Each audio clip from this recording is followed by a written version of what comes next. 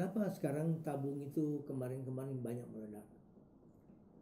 Tapi harus diingat, sekarang semua berita mengenai tabung LPG meledak. Di mana kejadian tabung LPG meledak, tabungnya hancur lebur? Tidak ada.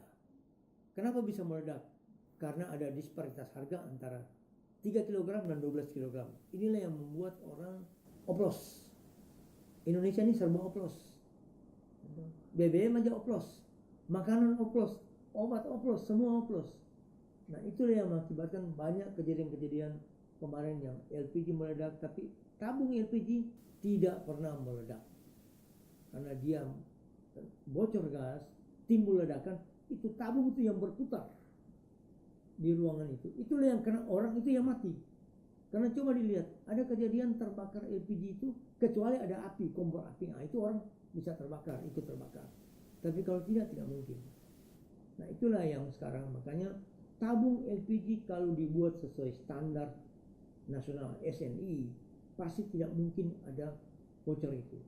Nah, itulah karena saya bilang banyak sekali barang oplos, karena akibat oplos semua berantakan seperti itu. Jadi saat sekarang ini, kalau pemerintah mau LPG untuk orang susah, untuk masyarakat miskin, alirkanlah melalui gas alam. Kenapa? Gas alam setara dengan 65.000 per tabung 12 kg LPG. Kita sumber gas alam sangat besar, infrastruktur mestinya. Kalau pemerintah belum bisa bangun sekarang, lempar ke swasta, cari investor swasta, bagi hasil dengan swasta. Tidak perlu sungkan, tidak perlu malu, demi masyarakat kecil dan kesejahteraan masyarakat kecil.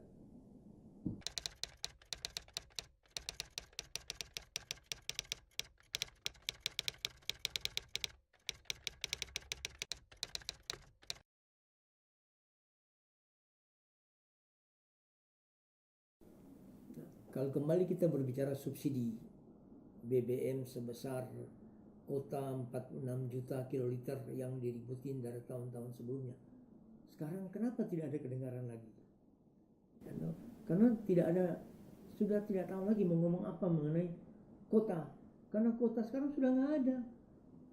Apalagi dengan pengaruh solar ini, berapa besar BBM yang kuota subsidi yang hilang. Kalau seandainya 45% import solar Pertamina, itu setara dengan sekarang konsumsi 29 juta kiloliter per tahun. Bisa dibayangkan dengan subsidi solar ini bisa dipangkas sebegitu besar, berarti kan luar biasa mengenai kota. Makanya tidak ada ribut. Nah, sekarang kalau pemerintah bilang tidak ada subsidi, itu lebih bagus buat negara. Tapi buat masyarakat miskin, buat betul-betul yang masyarakat penghasilan 5 juta ke bawah, kan sekarang mungkin lebih dari 20 sampai 40 juta orang. Ini yang perlu dipikirkan. Mungkin gaji kecil masih bisa hidup, tapi mengenai anak-anak sekolah, ya, untuk kebutuhan hari-harinya, transportnya, perbanyak transfer supaya orang tidak terpengaruh dari pengeluaran yang itu. Mungkin gaji 3 juta bisa cukup, karena kalau cuma belanja tiap hari 20.000 kan masih bisa cukup dengan gaji segitu.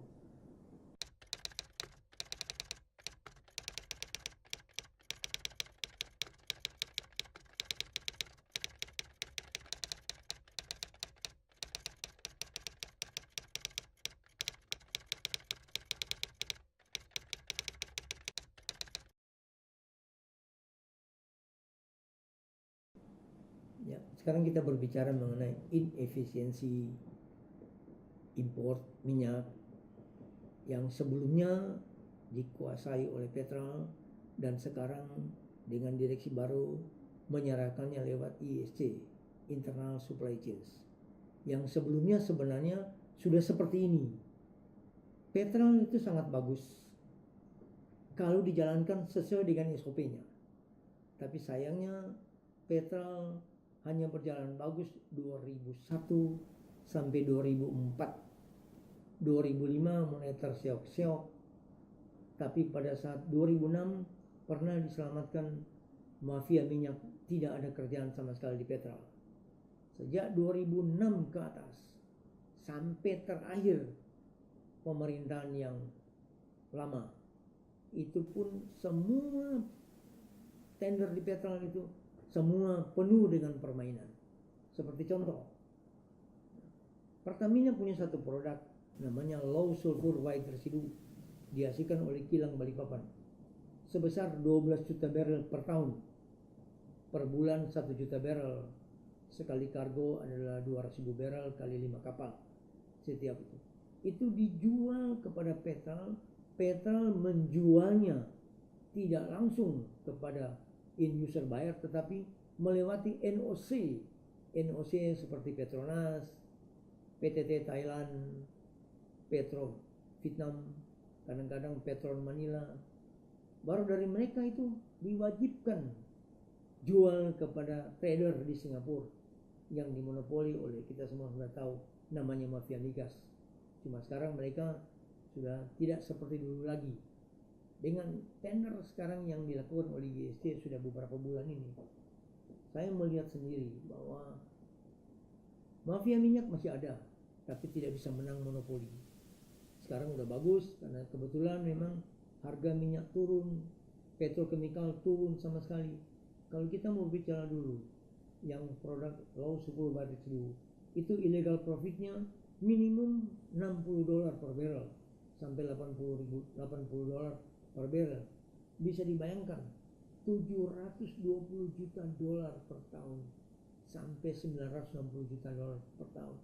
Kok tidak pernah ada yang ribut, tidak ada pernah yang berusaha, karena BOD yang duduk di Pertamina adalah BOD ciptaan mafia migas, mafia minyak yang berada di balik kekuasaan yang sebelumnya, bukan yang sekarang.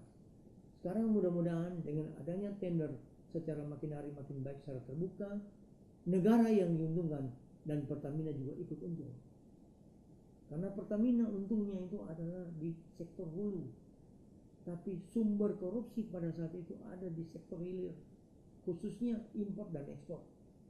Sayang, tapi sekarang dengan ISC, trader NOC yang selama ini menang, Petronas, PTT Thailand, sudah gak kedengaran di tender dalam tender-tender yang dilakukan oleh ISC. Ya, mudah-mudahan kedepannya lebih maju lagi buat ISC dan lebih transparan. Dan satu yang kita perhatikan sekarang, kenapa? Karena direksi yang lama sebelum turun takhta masih melakukan tender long term 6 bulan ke depan sampai bulan Juni ini. Inilah yang mengakibatkan tank top, kalau saya nggak salah, yang mereka lakukan impor selama 6 bulan nilainya 31 triliun. Ya, itu bisa dilacak langsung, bisa dicek ke Pertamina. Tapi itu bukan tugas kita. Kita tugasnya memberi tahu kepada Pertamina yang sekarang itu, supaya jangan melakukan hal-hal yang lama dilakukan oleh direksi-direksi yang sebelumnya. Karena direksi yang lama sejak 2006 itu, itulah paling topnya permainan di Pertamina lewat Petra.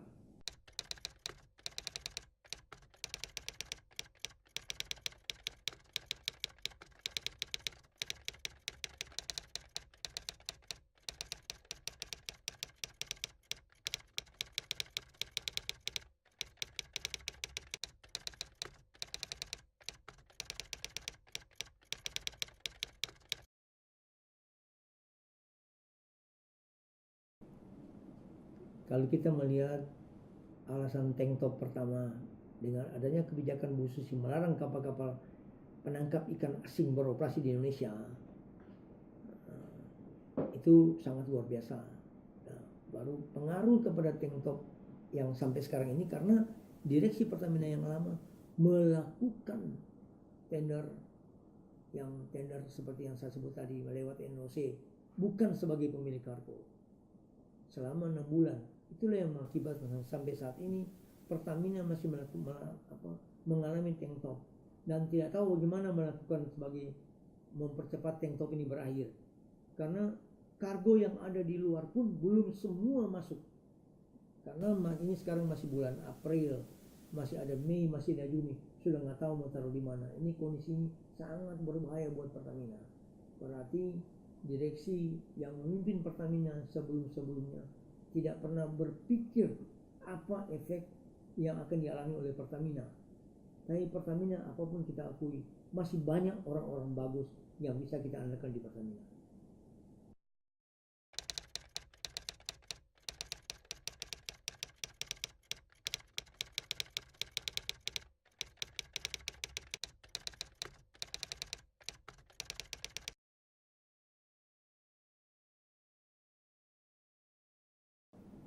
Kadang-kadang ada pertanyaan, apakah dengan lama-lama Pertamina bisa bangkrut? Pertamina tidak bisa bangkrut karena sumber pendapatan Pertamina adalah di sektor hulu.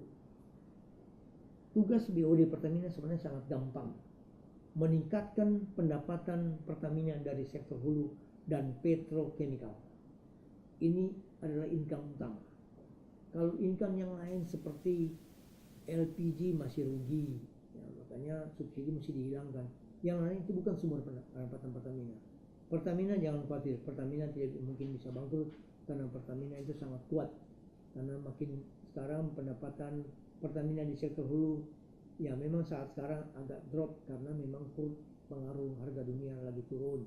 Tapi begitu dia kembali seperti semula, kita nggak perlu khawatir. Cuma dengan kondisi kurus seperti ini otomatis Pertamina mesti mewakili nantinya menahan investasi-investasi yang tidak artinya sangat dibutuhkan. Lebih baik banyak melempar kepada infrastruktur, kepada pihak swasta, mengajak pihak lain-lain untuk bersama atau BUMN terlibat. Banyak hal yang bisa kita lakukan. Tapi kalau Pertamina untuk bangkrut, saya yakin Pertamina tidak gampang untuk bangkrut.